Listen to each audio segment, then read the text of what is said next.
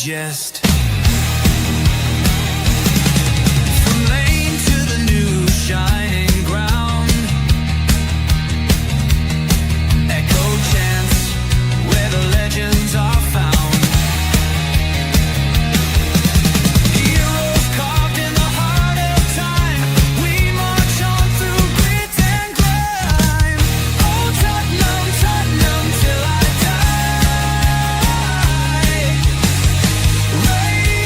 Raise the banner, let it fly. Through the rain, through the fire, this is my club, my only desire.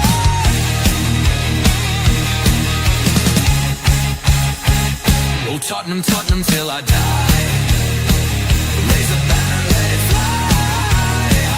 Through the rain, through the fire, this is my club, my only desire. Echoes of King and Greaves in the air. Every goal, the sound declares. Heartbeats pound like a drummer's song, marching forward, fierce and strong. We're the ones who rise in the clash. Numbers running in a white shirt dash. History burns in the roaring crowd. Every game we scream it loud. I'm Tottenham, Tottenham till I die. Raise the banner, let it fly. Through the rain, through the fire, this is my club, my only desire.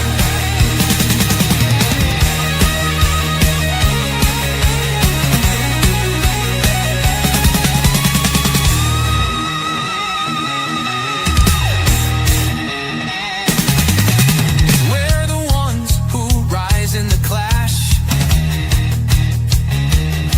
Numbers running in a white shirt dash. History burns in the roaring crowd.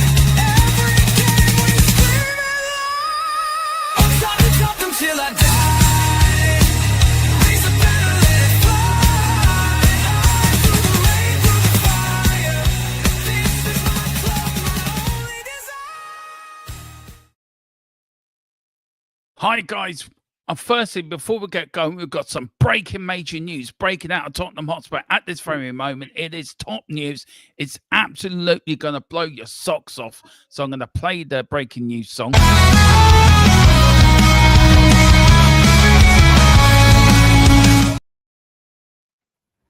Breaking news is Spurs did not lose.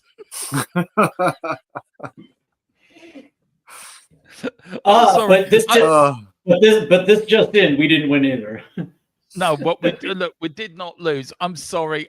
During the when the intro was playing, I thought, what can I do? I got to do it. It came into my head, so I had to do it. Sorry, guys. Sorry, I didn't give you heads up before the stream started. I was like thinking, my God, what have I missed? Yeah, we did not lose, which is quite a change.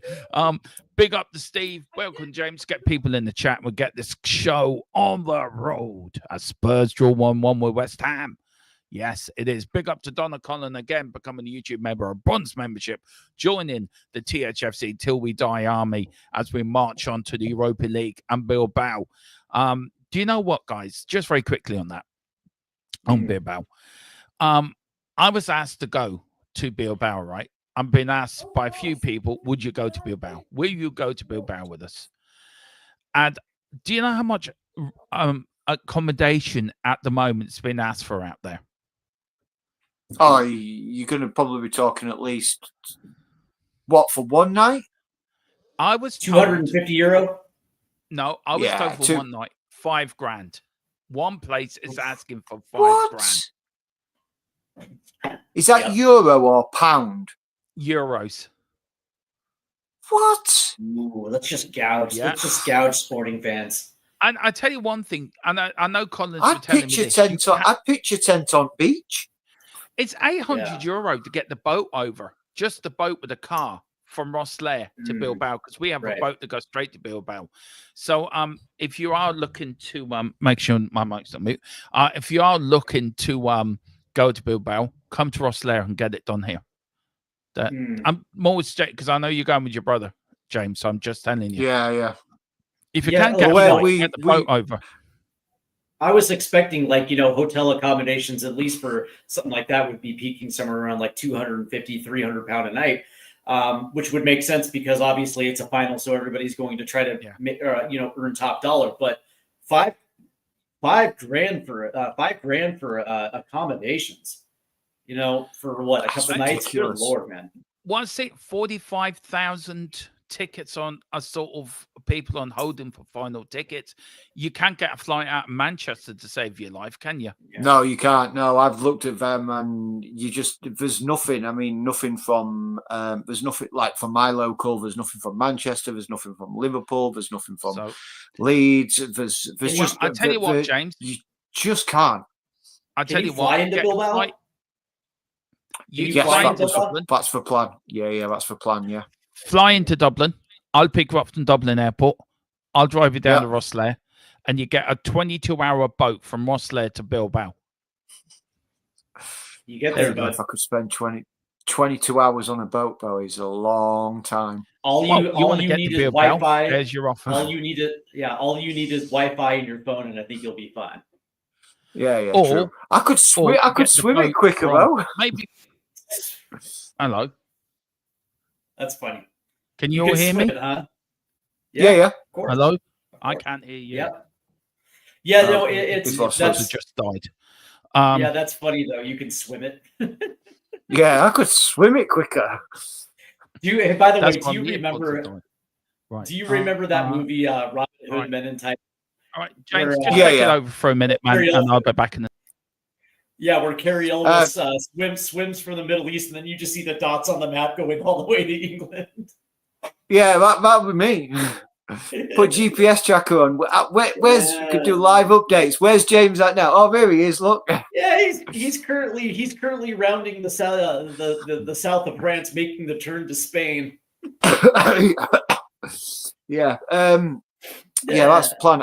I did message my brother about it actually, find out what the actual plan of action is, because the way things are looking is for the easiest way for me to do it is I'm going to have to get a flight out to Amsterdam, and then from Amsterdam down to Bilbao. That seems to be the cheapest and option to do it, and it's not even booking it on one ticket. You've got to book it separately as well. You've got to book it separately, So it's I was looking at airfare.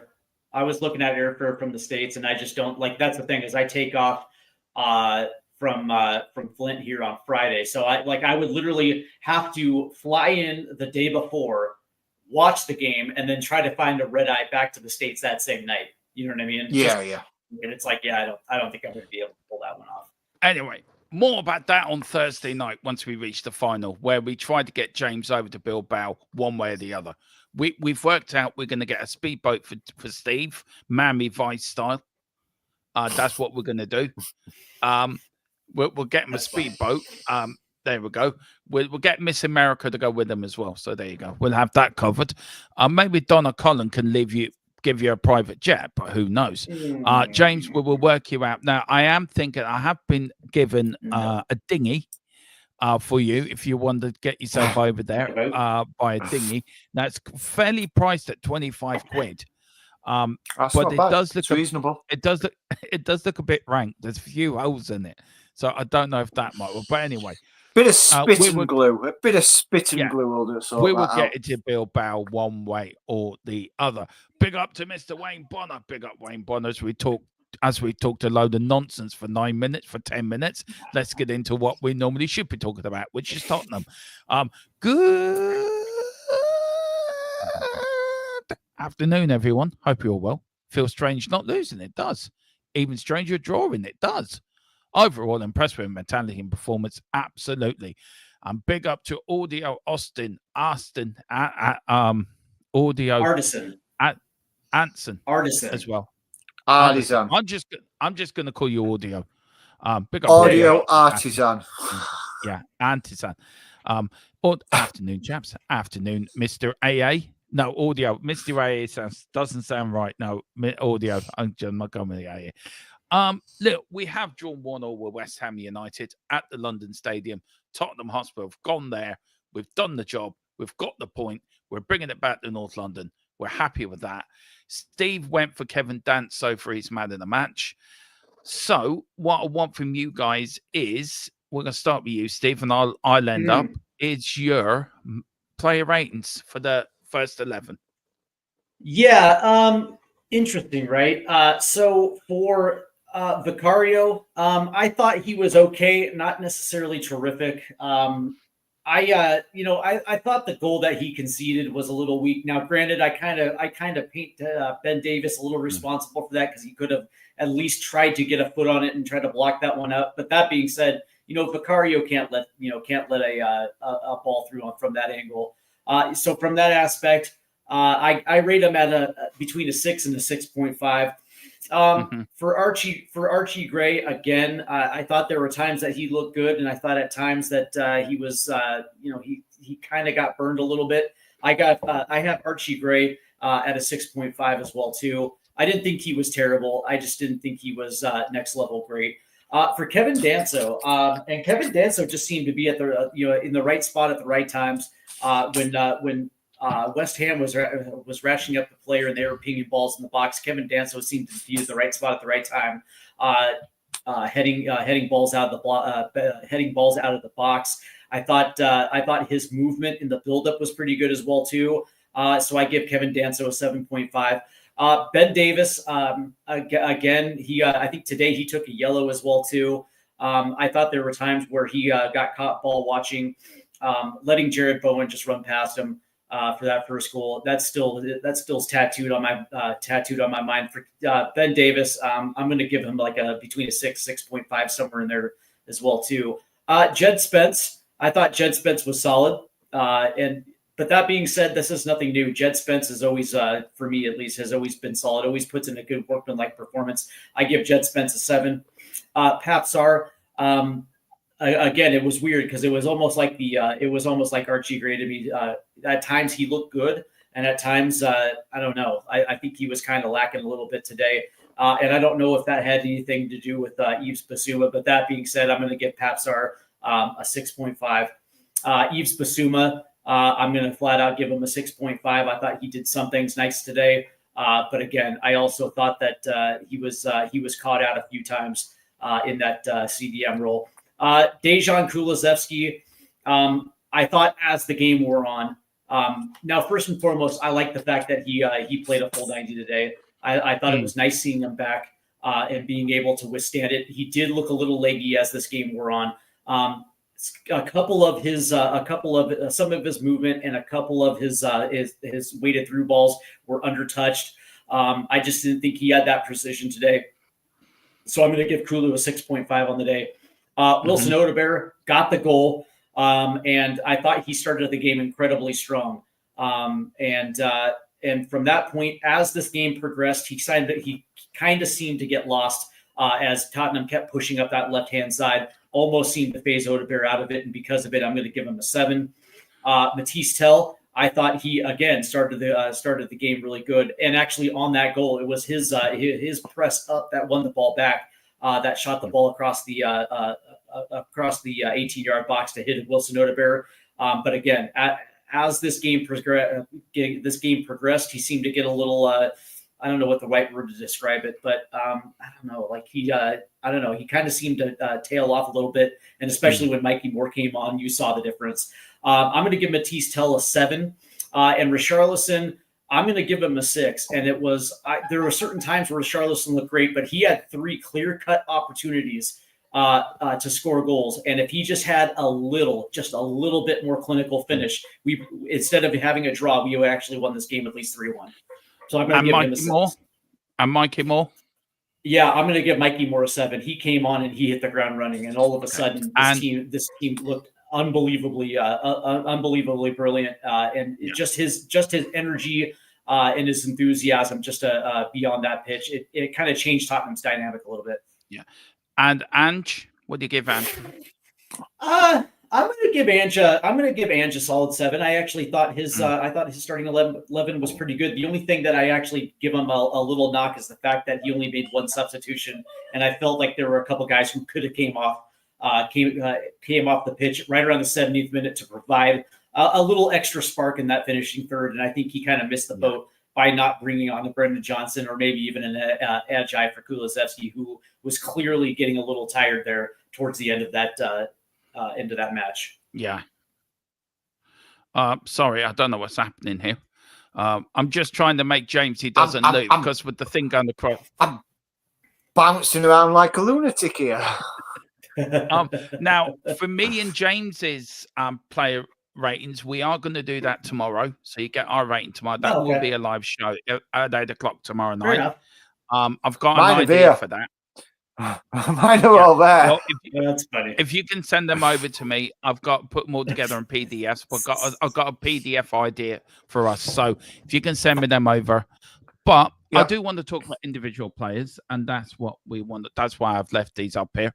James, look, I think 2 players for me that stood out for the game today was Jed Spence and Matez Tail. I thought they were exceptional today. But Danso was Steve's man in the match. Yes. I would have to say Jed Spence was mine. Do you agree with Steve, or do you have a different man in the match? Because I thought Jed Spence was exceptional today. I thought he was very professional in what he did. Yeah. It was. Do you know what? When because obviously I was watching the game and I was listening to you, and I heard Steve give it to Kevin Danso, and I heard him mention Mikey Moore in the same thing. And I was sat there and I was thinking, if that was me, who am I giving it to? Who am I going to give my man of the match to that game? And I'm probably going to go a little bit out of left field, and I just think I'm going to give it to Sarr for myself. There you go. I think he just shout. He quietly went about his business. He had a very, like I say, he had a very average playing Bissouma next to him, but he just seemed to be there and deal with things himself. And he was good going forward and good coming. Yeah, he was basically being a very, very good, like a good box to box midfielder. What we need him to be, and I just think that's he just quietly went about his business. So for me, I agree. Odegaard got the goal, and Danso was a rock at the back today. But for me, it was I just think Sarr just picked it just, and I mean just. It was a coin flip at times, but when I was really sat thinking about it, I was thinking, nah, I'm going to give mine to Sarr. So yeah, that would be mine. I'll just give you an update.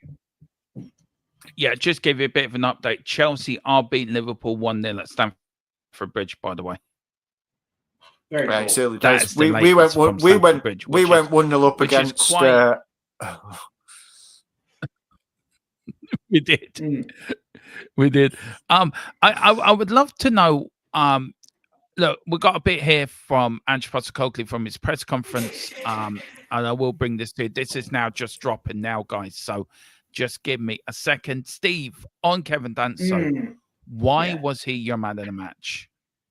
That's the thing. It's, especially when you consider the last couple performances from this back line, when one of the things that I wanted to see was at least one of those guys being able to step up, because we know Jed Spence is always going to put in a workman-like performance. And I definitely agree with you. I thought Jed Spence was brilliant, but what we really needed, especially when West Ham started ratcheting up the pressure and started getting numbers forward, when you needed somebody to step up to clear, to clear that back line and make sure that nothing got into Vicario, it was Kevin Danso who was stepping up and making some big plays and essentially clearing that box and resetting Tottenham for their buildup. And it just seemed more often time than not that Danso was ready to step up and make a play. And that's exactly what we needed. We needed a leader on that back line besides Vicario. And I thought Danso stepped up and absolutely had a brilliant performance today. And you know what? I actually don't necessarily hate the idea of Papstar. One of the things that I really wanted to see, and he had a rocket of a shot too in the second half. I actually thought that was a brilliant shot on goal. But one of the things that I noticed is that there were certain times where in the buildup when Derma was upset that the ball was being passed backwards, you're looking for runners to make a run into the box. You're looking for you're looking for a way forward. And I just didn't think Papstar necessarily got forward enough. But that being said, I also question about whether or not that was his responsibility today.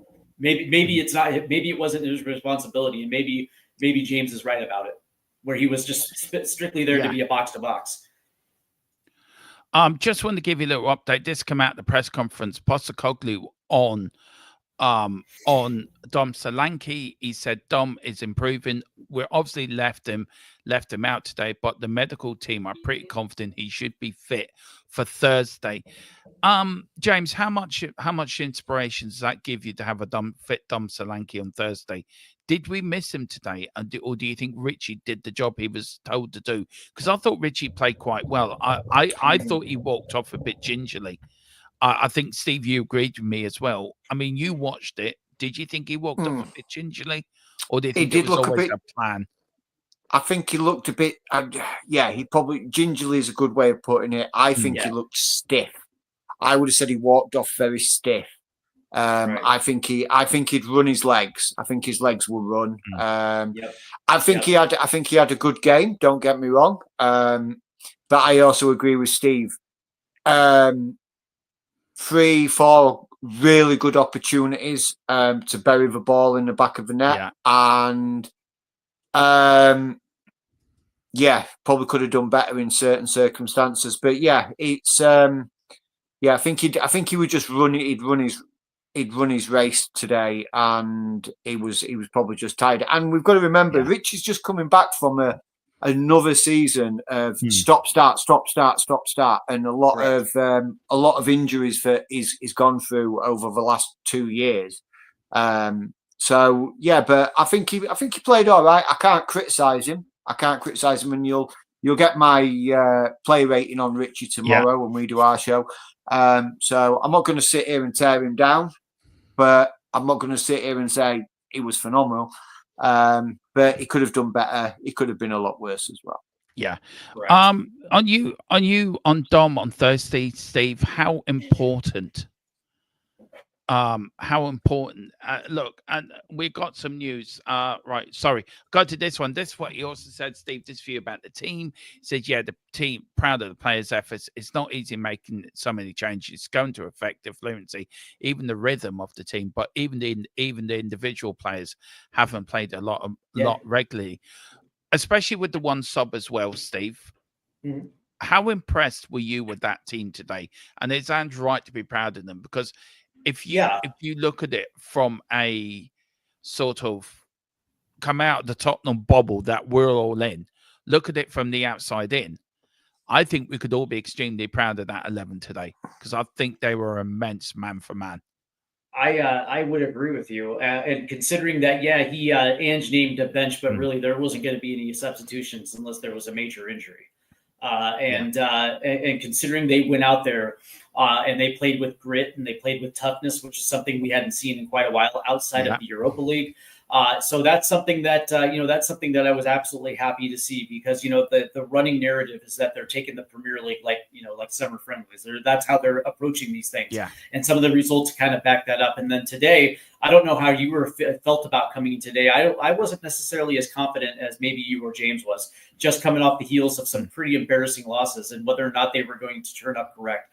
And they did. And so from that standpoint, I'm incredibly proud of them. Because I thought this team played together. I thought they were, I thought at certain points they even looked a little clinical at times. But that being said, one of the things that I'm absolutely proud of is that they fought for this one. And I think I might have mentioned it towards the dying moments of that match. It looked like the last 15 minutes was all West Ham, and they were getting numbers forward. They were really, really trying to get that win. And this team grouped together and denied them the opportunity to steal one away. And that shows heart, that shows character. And in some ways it shows a little bit of leadership as well too. And, I've been questioning whether or not these squad players are good enough. And with a performance like this, it makes you really sit back and reevaluate and think to yourself, well, you know what? Yeah. Maybe there was more to it than just, scratching the surface of some of these other losses. And maybe these guys actually have heart and commitment to the bench. And that's all we've ever really asked for, is just show some Correct. commitment, show some heart. Now, this was his comment on James Maddison, which for me is a little bit worrying. No, it doesn't look great, but we're just waiting for further information. We will just wait and see. Hopefully, we'll probably get some clarity tomorrow. It's fair to say it doesn't look promising. Now, I'm looking at this two ways. Is he putting this out there because of the mole within the club? Is he trying to fish him out? Or is this genuine? Do you know? Has this mole become more of a problem for Ange than it seems? Because do we take this as clarity that James Maddison is a major doubt for the rest of the season? You could say, or is this him saying, "We'll see what happens"? Let's smoke him out. Yeah. I mean, send one down the pipe and see if it comes back. Absolutely, great question, Dermot. Great question. We got totally blindsided with Bergville on Thursday. Yeah, absolutely. I mean, blindsided. Everything I was saying was it basically twisted his ankle. Yeah. In the pre-game warm-up. I mean, all of a sudden it comes out of nowhere. But that's it. That's his season done. And it was like, I mean, I hold my hands up. I mean, I told you, Dermo, on Thursday, but he's just tweaked his ankle. It's nothing too serious. And look, like that was not at you. But the question I'm asking, no, absolutely not. Yeah, is Ange trying? I would love to know. I would love to know what you guys as well. We got here audio saying Ange setting traps. Yeah. Yeah. Extra, I'll go. There's a few comments I want to get back to, but this one, I think he is. I think he is setting a trap here.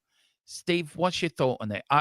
If there's a mole in there, we think we know who the mole is, right? We think we know who they are. But with Paratici coming back in, which we broke first, by the way, I'm going to keep saying that because we did break it first. Me and Steve broke that. James was. Can I just say James was in the process as well. He did. Yeah, let's not leave James out of this equation. Actually, no, hang on. You're the first one to tell me, James, that Paratici was back. Yeah, you were. Thank you. Thank you. I think you were. So wait, hang on. It went from England to America to Ireland to Doncaster, and we went live with it. So it went all around the world, and then we went live with it. This type of information is only known by a handful of people, and if one of those people are the mole, and I'm looking at you, Scott Munn, then like as a manager, as a manager, I'm not putting out any positive information. I am not giving Bodo Glimt any opportunity other than to think that he's not going to be playing. And if it comes out, because only 5 people know that James Maddison's going to be ready for Thursday, and that so Ange is putting this out and saying, "Hey, listen, I wouldn't get your hopes up. It doesn't necessarily look good. And if it comes out within the next 3 days that he's going to be ready for Thursday, then we'll know for a fact that the mole is exactly who we say that mole is." That was a very excellent question, because what's interesting about this is when he got hurt on the play. Yeah, I know, subtle dig. When he got hurt on the play, it didn't look like James Maddison actually was hurt.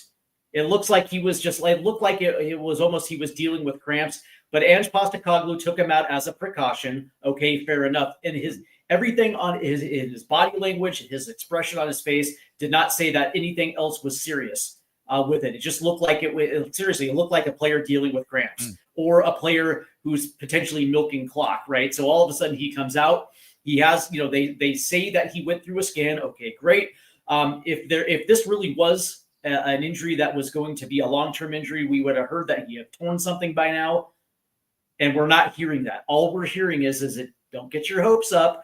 And so from that standpoint, when you ask that question, Durham, I'm like, you know what? 4D chess. Yeah, audio artisan is saying like, yeah, Ange is setting traps, and I'm like, you know what? That's not a bad call, Durham. Yeah, I want to ask you. I want to be a little bit more Scotland. Yeah, I mean, we're not supposed to. I mean, it's out there. It's out there. It's out there, Dermo. It's out there. You're on mute, bud. You've gone. You're on mute. No, man, your mic went out, bud. My mic. See, there you go. There you go. Oh, now you're gone again. Mute. For fuck's sake, leave my mic There alone. you go. There you go. Hell. I want to be hypothetical with you though. What happens if it's true? I have to be hypothetical. I'm sorry. I have to be hypothetical. If this is true, how big of a miss would Madison be on Wednesday? And with Ange coming out now and saying it, I agree with Steve. I think this is a trap. Yeah, I do. It's a trap. I mean, I think he's laid I think he's dug a hole, put spikes in there, and he's basically waiting for the mole to walk in and impale himself. Yeah. Big up to Danny. Yeah, Scott Mon is hacking with them for years. Big up to Danny. I haven't seen you before, man. So please like and subscribe. Whichever channel you're on. If you're on Steve's channel, like and subscribe then come over to us and do the same to us. If you're on my channel, then do that and go over to our American sister channel. Show our sister channel some. Maybe we should call it our brother channel, but doesn't sort of ring off the tail. Sister channel sounds better. It's fine. Yeah. Sister, brother, it's all in the family. Yeah. Steve's not a woman, he is a man, believe me. Anyway, I'm going along then. This show's going from bad to worse. I swear to God, it is. To answer your question, please get it back to football. If it is legit, here's the crazy thing. Number one, I'm so glad that Dejan Kulusevski got a full 90 today because that's going to help quite a bit. That at least he's going to be able to stay out there for 70 minutes before Ange potentially could make a trade. But if it's true that we're out without James Madison, Ange is going to have to play a far more pragmatic game that he would actually like. Think about Liverpool in that first leg of the Leagues Cup, where we are essentially two compact lines of four, almost playing that little 4-4-2 counter defensively, and then quick strike on the counter. Because that's what's going to have to happen. Like I would assume that Bodo Glint's going to try to throw everything, the kitchen sink at us within the first 30 minutes. And so if we're without one of our main playmakers, then we're going to have to be far more pragmatic and far more compact in the midfield and also in the back.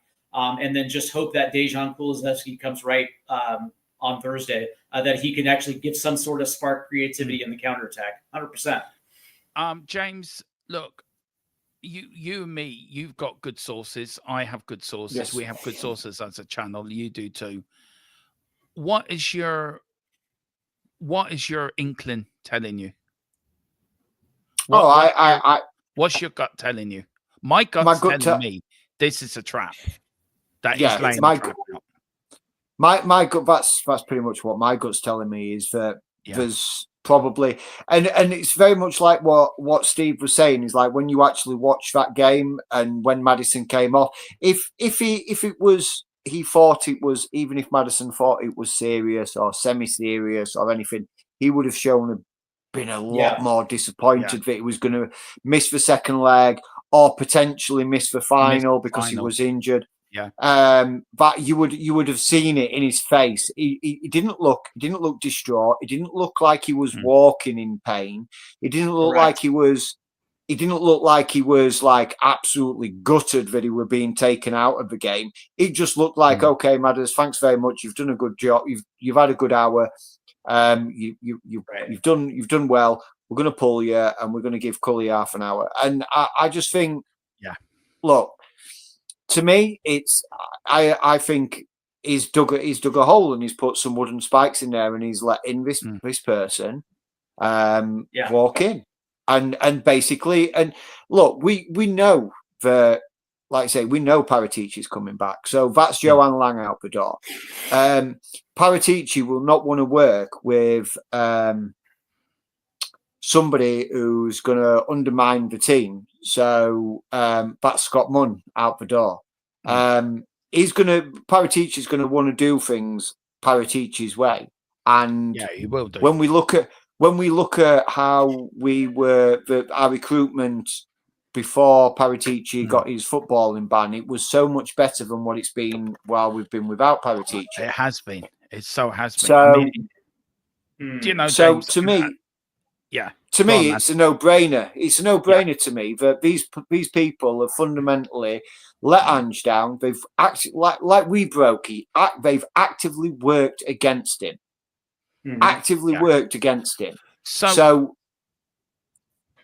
the look, question in my it's- head then for that is for you, have we been too harsh on Ange? Look, I've always wanted Ange to work.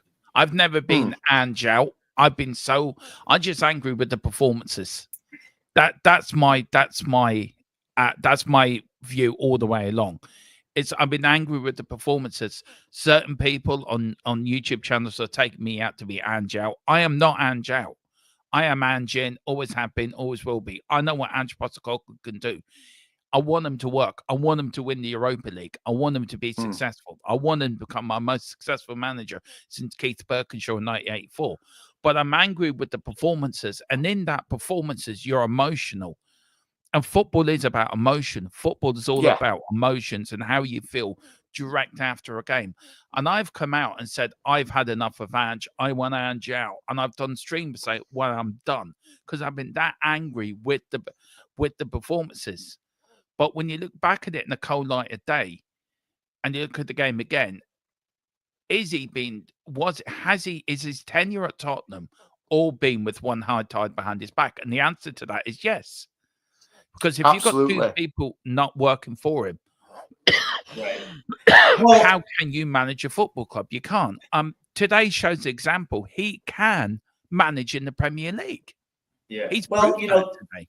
The crazy thing, Dermot, is that when you step back and you look at everything, it certainly does have that appearance. Now, that's not to say that Ange doesn't have some fault, because there have been multiple games this year where you question his match day squad, and you mentioned you look at some of those starting 11s from previous match days, and you're kind of scratching your head like, I have no idea what he's doing. And of course, the results played out there. But then he's also had match day squads that were absolutely picked brilliantly, and Tottenham goes on to have a brilliant result. That being said, when I take in all the transfer windows that we've had last summer, specifically last summer, and then also in January, and when I look at the fact that Paratici before him, and when you look at the players that were brought in, and you look at what he was trying to do to play to the strengths of his own manager, one makes you ask whether Johan Lang and Ange Postecoglou are even on the same page, because some of these players that have come through the door do not fit Ange Postecoglou at all. Yeah. And so it is what it is, right? So you have to ask yourself: are these two guys in the front office potentially working against their own manager? I can't necessarily say for certain, but that being said, the best trait of a director of football is understanding his head coach and his head coach's strengths, and making sure the players that come in through the door match those strengths to a T. Even if they're young kids, as long as they have the attributes of the way the manager likes to play football, you're going to be able to develop correctly. Yeah, I can't necessarily say that's happening right now. I can't necessarily say that. No. Big up to just go through some of the chat here. Big up to Mr. Brady, the godfather of this channel, the man that likes sending horse's head to me, like Steve, like James gets soup for dinner. I mean, I've got more horses' heads in my cupboard than anyone. He is the godfather, and he's the godfather for the reason. That's why everyone in Leech Room is scared of him. What's up, Bill? He's a godfather. Big up, What's Mr. up, Brady. Mayo, 8 points down. I have to. Philip, do you have to come in and depress me even more? I know Mayo at the Tottenham of GAA. Seriously, you have to come in and tell me. I was really hoping for a Mayo win today. That ain't gonna happen. Oh, Jesus. Mayo, can you please just win me an All-Ireland before I die? Just please do that for me. If you're listening, God. Philip Brady wants Klopp. Yes. Jurgen. Yeah. Jurgen. I think Aussie dude makes a very good point here. Philip does make a good point. I'm going to do this the wrong way round. I want to say, oi, oi, legends. Big up to you, Johnny. Philip says, seems that was one of the worst Prem games of the season. Yeah, we've got a point, though, Philip. Be grateful for small mercies. Me and Steve I don't know how me and Steve kept awake. I think it was our commentary that kept everyone awake in that game. It made it sound more exciting than what it was, really, to be fair. I'll take the result, just considering the last on the watch longs that I've done for the Premier League have all been absolute humiliating losses. So I'll take the point. I take the point. Big up to Danny Boy. Danny says just been confirmed by Ange Don. We just broke that as well. He will be for Thursday. Philip says Bodo or Bodo had no game this weekend. That is true. So that might play a factor. Aussie Dude says Paratici wants Inzaghi. We haven't learned anything from Conte. We should keep Ange. Right. Okay. If it's a thing between Inzaghi and Ange knows the players. Ange for Paratici. I was saying it last night. An Ange and Paratici partnership. We haven't seen that. Do you know what I mean? We've never seen that work. No. With an Ange, I think an Ange and Paratici partnership would actually work, you know. If Ange wins the Europa League, and we have broke it as well, that it becomes very difficult for Daniel Levy to sack Ange Postecoglou, even with new owners, for them to change the manager after he's won you the second major European trophy in Europe. So, at that point, then, does a Paratici-Ange partnership work better? Then he's not going to work against Ange. But Paratici didn't want Ange as manager either. Correct. Now, if let's say that he wins and Daniel Levy forces Ange on Paratici, at least it would work for a year. You would think Paratici would do everything to make sure that Ange actually has a squad that will compete. And if we're having the same questions about inconsistency in November and December this year, then it gives Paratici the excuse to sack him at that point. And then we can either go with an interim until the summer of 2026, where he can bring in his own guy. The question is going to be like Europa League. It almost feels like it's Europa League bust at this point, and how that's going to play out. You get what I'm saying? It's like I can see a scenario where Levy says, "Okay, Ange, you want us a major trophy? We can't." It's almost like we keep bringing this up. It's almost like the Ten Hag situation at Man United, when you're about to get sacked, but you win the FA Cup, so they got to bring you back. And if it goes wrong, it goes wrong. We'll sack you, and then we'll move on from that. So we'll see. I agree with Aussie Dude. I don't know if you do, James, that Inzaghi wouldn't work at Spurs. It didn't work. No. Under Conte. Why? Because he's Italian. No, because of the way it's the football. That I know. I said yesterday I would take anything to win, but I went to the AC Milan Tottenham game in the quarterfinals, around the 16, the champ. Philip Brady was there with me the same night. He can vouch for me for this. The football that night was dire.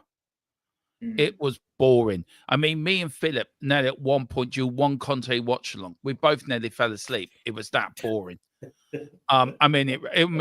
Apparently to somebody, this is true as God, somebody was watching it and they told me about a year later.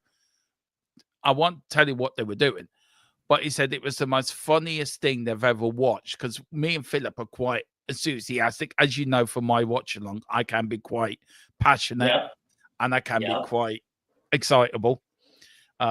James is thinking, Jesus Christ, just calm it down, Dermot. Steve is thinking, I don't know what I let myself in for. And I was going to say, it's like, I've seen Inter Milan on a few occasions this year in the Champions League, and their attack looks absolutely bulletproof. But that being said, is that a product of Serie A and the drop of talent that Serie A has compared to the Premier League? That's my. Italian managers do not fit the Premier League now? Right. Who I like to come? I would like Jurgen Klopp, knows what he's doing. I would like Xavi. I would love Xavi. Now, we know Xavi could be going to a Saudi Arabian club. I would love Xavi. You broke it to me yesterday, didn't you, not Mr. James down below? You sent me a little message yesterday. So would you like to repeat what you told me? Because I think this is really interesting. So what I, from my source close to the club, was Xavi to Spurs. Can I just say this is a? Can I just say this is a rumor? This is only a rumor. Yeah. Xavi to Spurs. Expect some movement within the next few days. That's what I got. That's all the information I got. I didn't get any kind of details. I didn't, here there wasn't. I asked for some kind of clarity on it, but there was nothing. All I got was that bit of information, and that's all. I can't say anymore. He says to me, James, I cannot say anymore. Just Xavi to Spurs. Expect some kind of movement within the next few days. Now, whether or not that's ruled out completely, because obviously we know about the Saudi interest, or whether or not it is a case of European football. Yeah, it could be. It could be that I mean, very much like our transfer strategy is we are linked to so many players every transfer window. Before we signed Ange, I lost count of how many different managers we were linked to. Well, look before we got Nuno, how many managers we went through. Yeah. Let me ask you a question. Can I ask you a question, James? Now with Ange Postecoglou officially in that position, can they quietly agree to terms with a Xavi, knowing that he's still in that position and waiting to the end of the season where they can just make that announcement? Can they quietly agree to terms, or is that violating any type of Premier League rules where you can't necessarily name a manager while a manager's in place? So, as far as I'm aware, you can have conversations, and you can what they would call a gentleman's agreement. So it's like I'm going to shake your hand, you're going to shake my hand, and come the end of the season, we're going to pull the plug on Ange, and then there's your contract, you sign it. Pretty much like what happened with. Now, you can't tell me when we sacked Pochettino and Mourinho came in. It's like the next day. It was like it was less than 12 hours after, or just 6 hours after the announcement. Yeah. 6 hours after the announcements of Pochettino being sacked, we've got Mourinho. So there had to have been some kind of discussions before that happened, and I think that is pretty much what is happening with the Xavi one. I think what's happening is Levy's gone to Xavi. He's basically had discussions, or Paratici's gone to Xavi and said, look, blah blah blah. This is the situation. This is the situation we found in. We know you are getting interest from the Saudi clubs. Do you want to manage in a Saudi club, or do you want to manage at the pinnacle of football in the Premier League? Right. If you want to manage at the pinnacle of football league at the end of the season, this job is yours if you want it. So, and I think that's what I'm reading between the lines a little bit. I think that's pretty much what's happening there. It's also with Paratici and Levy having that gentleman's agreement to come back to Tottenham.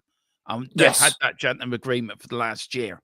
Now there was interest from AC Milan, but Paratici was always intending to come back to Tottenham. So he felt like he had unfinished business at Spurs. Yeah, he does. So go on, Steve.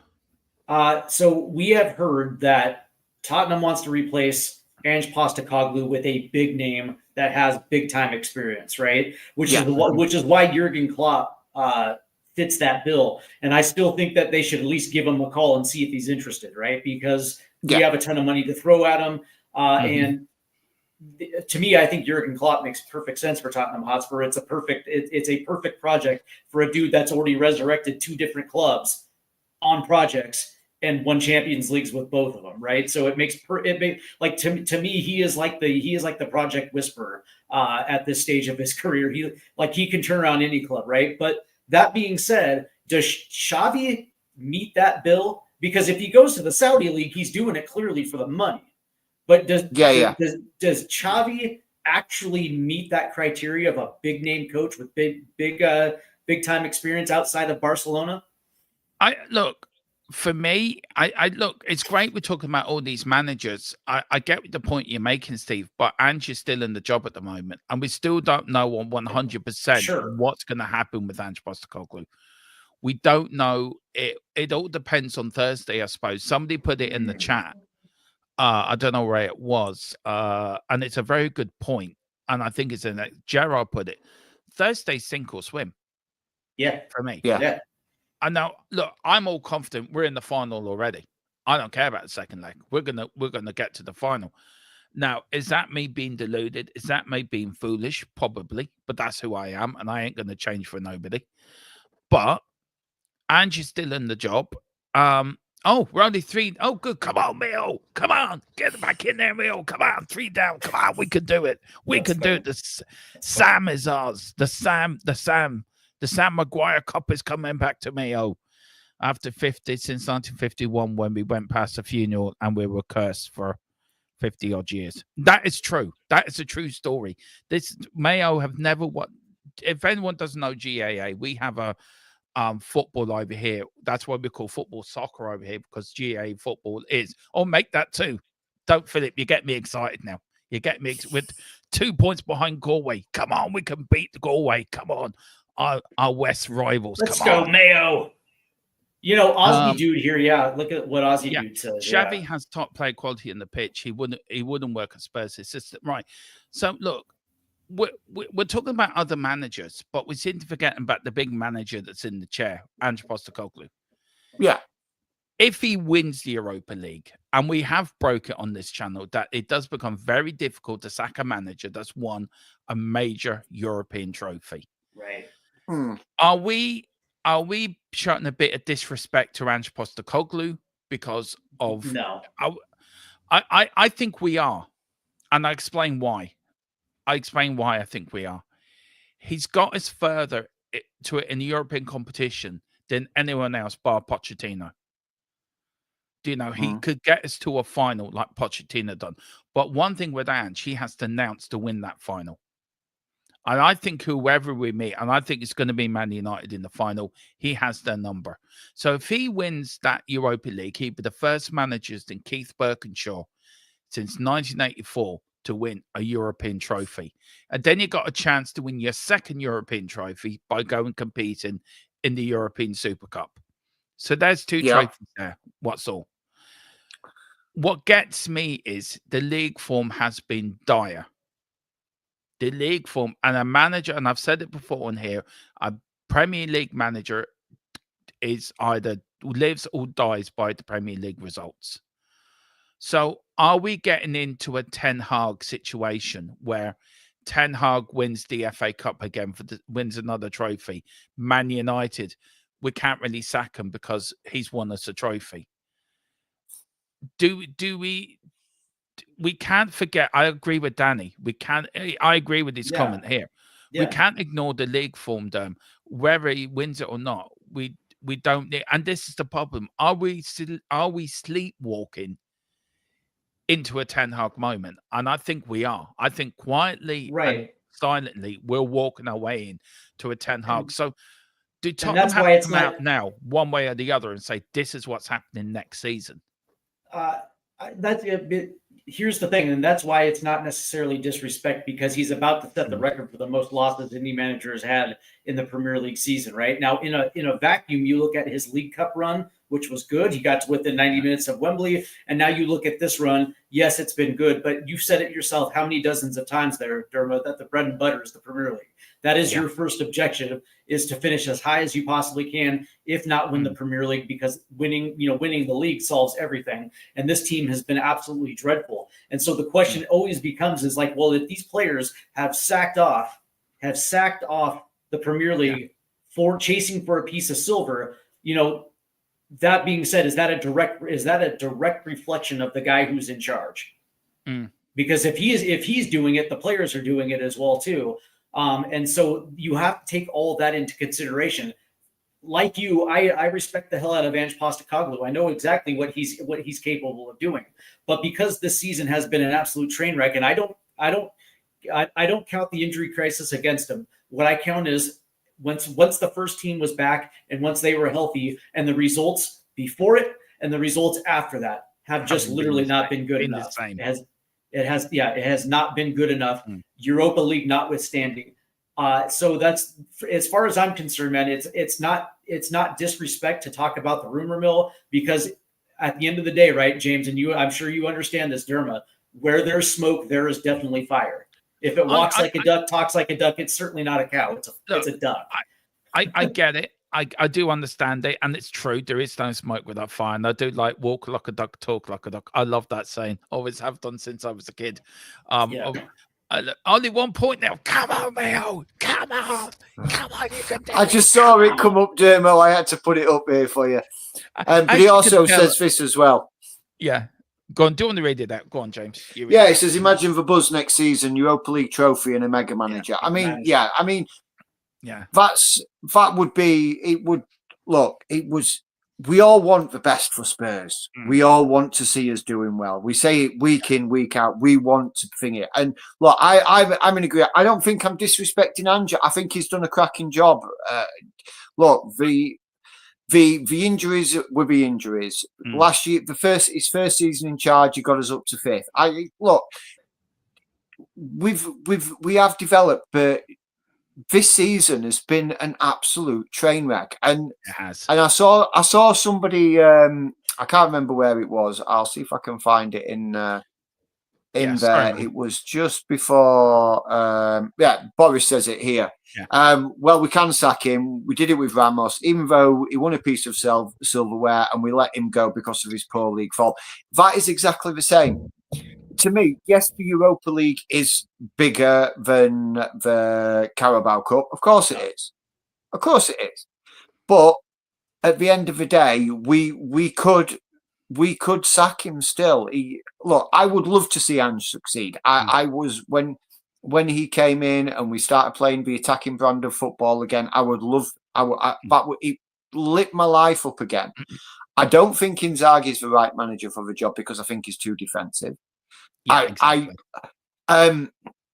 Someone put in the comments about Xavi. He says that he likes to spend money and use the youth system, which we don't like doing. Well, if we look at our bench today, had 2 youth players on it, and you look at Archie Gray, he's pretty much, you could classify him as a youth product or a wonder kid. Same with Bergvall. Yeah, Bergvall. So you can't say that we've not developed it, we've not brought in youth players. So that would fit Xavi's kind of structure of what he would want. And like what me and you broke, Dermo, last week or the week before about Spurs' war chest for the summer of or for next season of 300 million. And that's not including any sales that we do.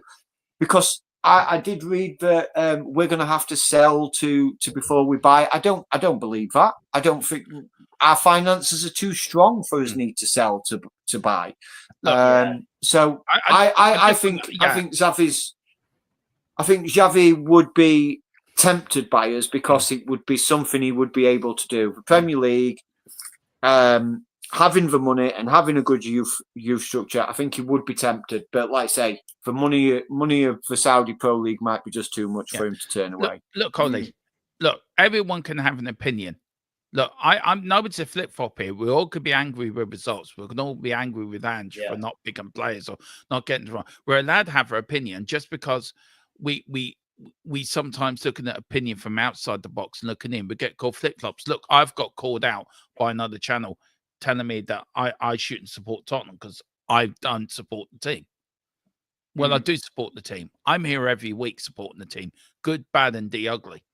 So, you know, I want Ange to succeed, yes.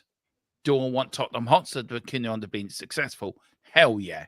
I want trade. I mean, it's like Wayne Bonner says here. Gerard says, Demo, do you want top 4 Europa League? I want a Europa League all day long. I don't care. I don't want either there though, Demo. I want both. Yeah. So there's a difference. There's like, do I want top 4 and to win the Europa League? No, I want both. I want us in the top 4 and challenging for the Premier League, and I want us winning the Europa League if that's where we're at. Goes with parity and having a manager. That's exactly right, James, because that's my bar as well too. Like, there's no reason why we can't consistently win the Premier League and be that type of club, and that's my bar every single season. My next trophy is the FA Cup. I think the FA Cup still definitely holds a lot of stature in mind. And if you can actually get on a European run, whether it's the Champions League or the Europa League, more power to you, right? Like, to me, it's like your priority has to be the Premier League title, and that's how you're supposed to build your team. And if you're not, what are we doing here? What are we doing here?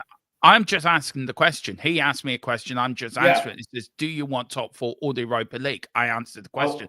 I I want- No, agree no. with you. Yeah. I agree with you I- two. I agree. I I want want the Premier both, League. but yeah, but look, look. Every season we believe we can win the Premier League. Every season we're going to win the league. It never happens, but I'll always believe we haven't won the league since 1961. So we've always been a cup team. Tottenham have always been a cup team that have won in cup competitions. We've never been that consistent to win a league. Would I like us to win a league? Hell yeah. Do I want us to challenge in all 4 competitions? Hell yeah. But you also got to be realistic. And I think Gerard was just asking me, would I, this season, would I prefer top 4 or the Europa League? You go for both, of course you do. But if I had to pick go for one over both. the other, I go for the European Trophy because that gets you in the Champions League. That gets you into the Super Cup. So does That so brings does in win, better quality. so does finishing in the top 4. That gets you the Yeah, but Champions top League as 4 well is not a too. trophy, though. Top 4 is not Yeah. a trophy. Correct. And we've been Correct. starved of trophies since 2008, and I want a trophy. I want us to be winners. We've been in too many finals where we finished runners up. We've been in too many semi-finals where we've blown it. Under Pochettino, how many semi-finals and finals did we get to? The FA Cup semi-final against Chelsea, where he plays Sonny as a left wing back. We get to a Champions League final. We play in half fit Harry Kane up front instead of playing Lucas Moura, who got us there up front. You get to 2 League Cup but it's Harry finals. Kane. Yeah, and you get to, it doesn't matter if it's Harry Kane or not. It's still a half fit Harry Kane. You still play your fit 11.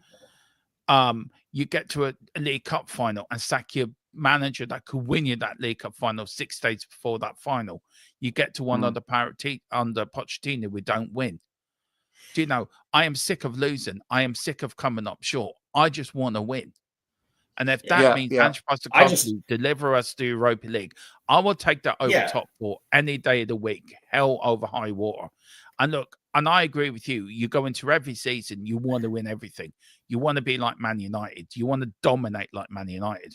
But you also got to be realistic. You got to pick your battles. To win your war, you got to pick the right battles to win the war at the end of the day. And we're not there to compete for the Premier League. As much as we all want to win the Premier League, we're not capable of winning the Premier League because haven't got the right structure to win it. Maybe in a few years' time, yeah. But to win a cup competition, hell yeah. To win an FA Cup, we can win that. Yeah, I'm just saying for me, I just want us to win the biggest cup that there possibly is, which is the Premier League trophy. But that being said, Ed right here says the bare minimum should be finishing in the top 6. Anything below is not good enough, and that should be the baseline. But that should not be what you're consistently building to.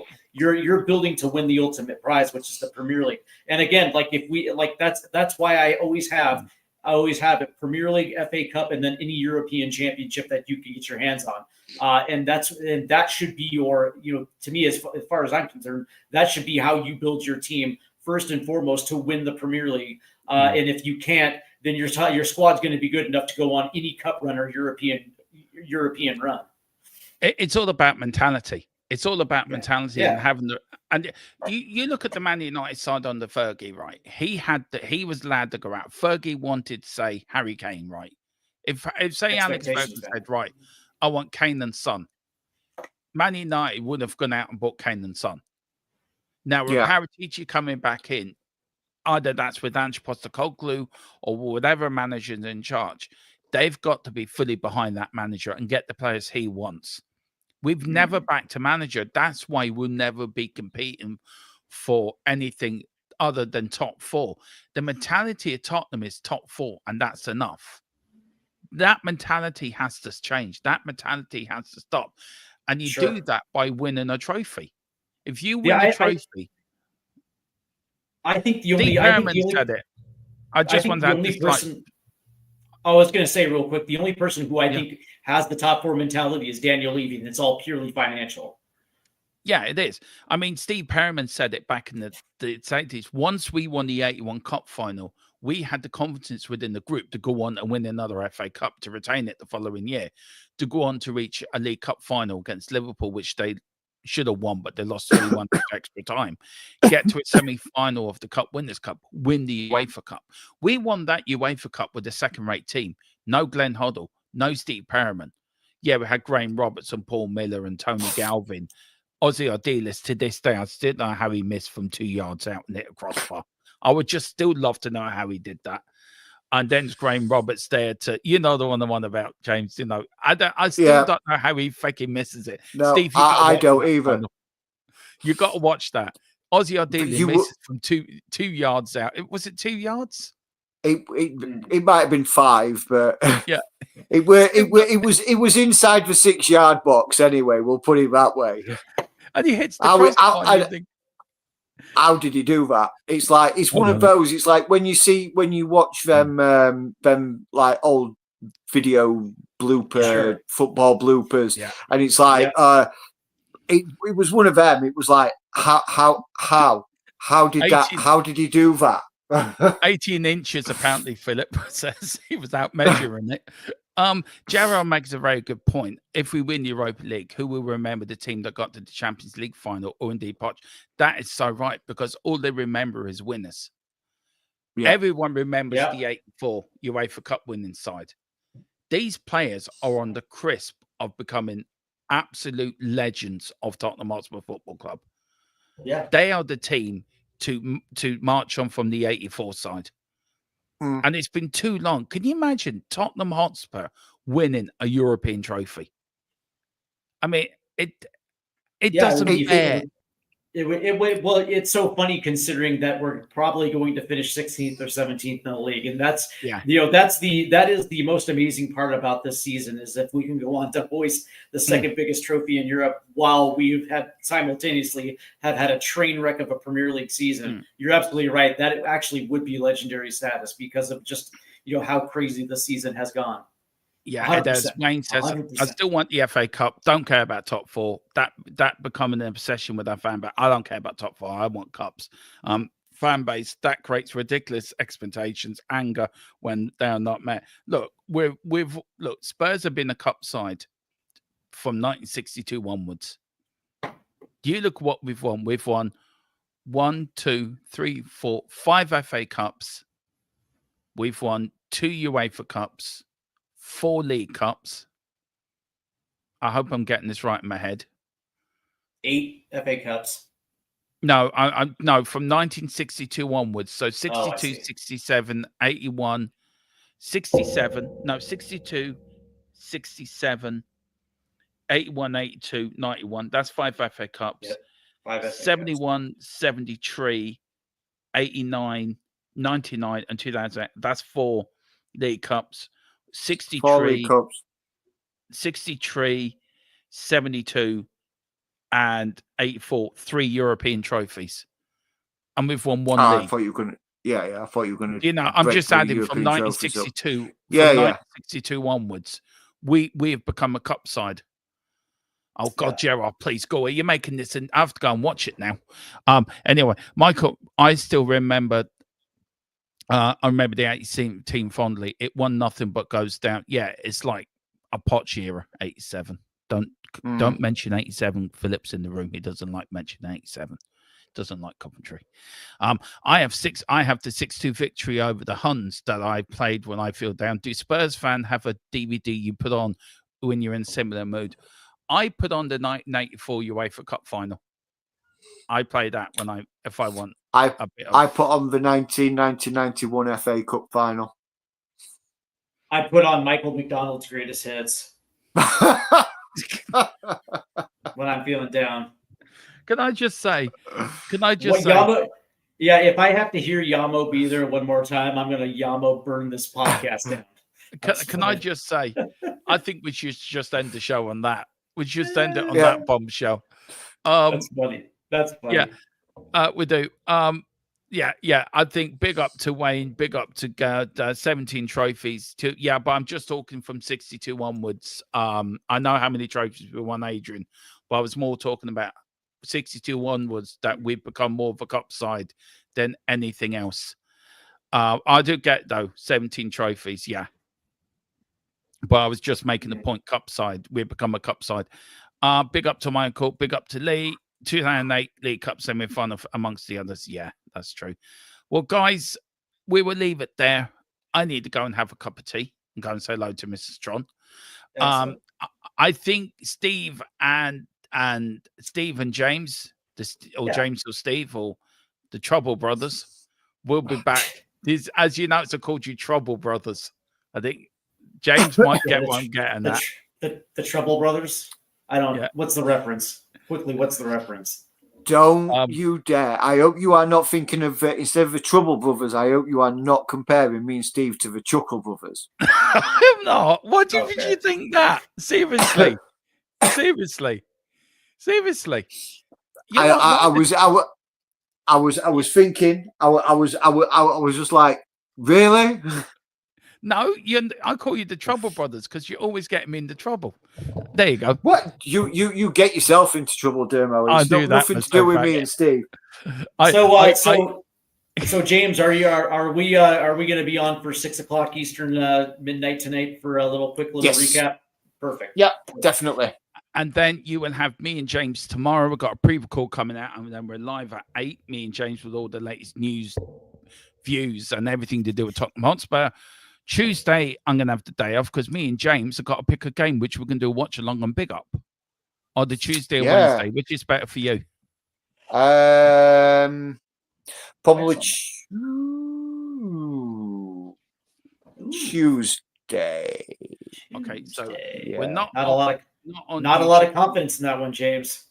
No, I'm just thinking. I'm Hang on a second. Because I really want to laugh at Arsenal losing. Yeah, that's Wednesday, isn't it? Yeah. No, actually, Wednesday's good. Okay, so Tuesday, I'm going to have the day off because I've got shitloads of work to get done before I go to England on Friday. And then on Wednesday, me and James will be on the Big Up for the Arsenal game. We're going to laugh at Arsenal losing the second leg to Paris Saint-Germain. Thursday, we've got our match day for the match day build up. We have also Wednesday, there will be a pre-record out as well for a match. I predicted lineups, match day thoughts as well. So we're going to get together and get that done. Thursday, we've got all the match day stuff. Friday, I'm on I'll be live from England at 10 with a show. Just a general hello world. I'm still alive. I've made the flight. I've now safely landed in England. And then I hate flying. You do realize that. I am shit scared of flying. So I'm not looking forward to this. Maybe we should have a Dermo cam while you're flying, Dermo. We are. Dermo cam. Yeah, you are. There is going to happen. Believe me. I am literally shitting myself on this airplane. I cannot stand flying. Never have done since I was a kid. I've always hated flying, but I've always flew though. I've always had the guts to get on the plane and fly there. I'm not a big fan of the takeoffs. I can do the 35,000 feet and landing. It's just the takeoffs. Oh, thanks, Ed. Yeah. You've read it. Jesus Christ, Mayo. Can you ever make my Sunday happy? Anyway, we're in England. Are you heading to Lee? I'm heading to the Tottenham game on. Oh, what was it? Yeah. Why is that not coming up? Oh, there we go. Yeah, I'm heading to the game next Sunday, the Palace game. So I'm down in Tottenham from Friday until Monday. So fancy popping down. I think Colin is trying to pop down for the Sunday game. But if you want to pop down, that's where I'll be, and I'll put up on the YouTube post where I will be. I want to thank Steve again. Do get over to Stateside Footy till we die, the best American sports channel in America. I want to thank you to James as well for bringing his wit, his enthusiasm, his knowledge, his sarcasm, everything else that he brings. Yeah, and just bringing me. Yeah, and I want to thank me for just being in Egypt and coming on just to trying to derail shows when I'm trying to be. When these guys are trying to be professional, I'm just trying to be me. I don't know how to do it, but thank you all. And thank you, Gerard. Do you really have to depress me even more? Seriously. I'm just trying to eat breakfast. 1 goal to 16 points to 1 goal, 14 points. There's only 14, 15, 2 points in it. Come on, Mio. Come on, Mio. Listen, we'll let you know the result of that game. I'll give the result to the lads, and they will bring you the latest from that West Ireland derby. Whatever you're doing, enjoy the rest of your day. Steve, thank you again for your help Yes, today. sir. James, thank you so much for your help. Feel really appreciate You're it. welcome. As I said, these guys have been absolutely an absolute delight to have on the channel. They've brought our channel to a new level, and we're only better things to come. So join them tonight at midnight when I'm sort of playing Batman and trying to complete Arkham City again. Batman. Yeah. I know I've completed Arkham Knight. I've done Arkham's Asylum. I'm just trying to complete Very Arkham cool. City again. So I love Excellent. game. But on that bombshell, we have drawn 1-1 with West Ham. I'm out of here. See you later. Come on, you Spurs. In the big Come on, cockle you we Spurs. trust. We All Come I on, you care Spurs. about is Kulusevski. I wasn't. Could you do that again? Because I wasn't actually right to finish the stream. So could you do that again, please? Oh, I don't care about Levy. Levy don't care about Me. All I care All I about care is about Kulusevski. 1, 2, 3, 4. See you later, guys. Come on, you Spurs.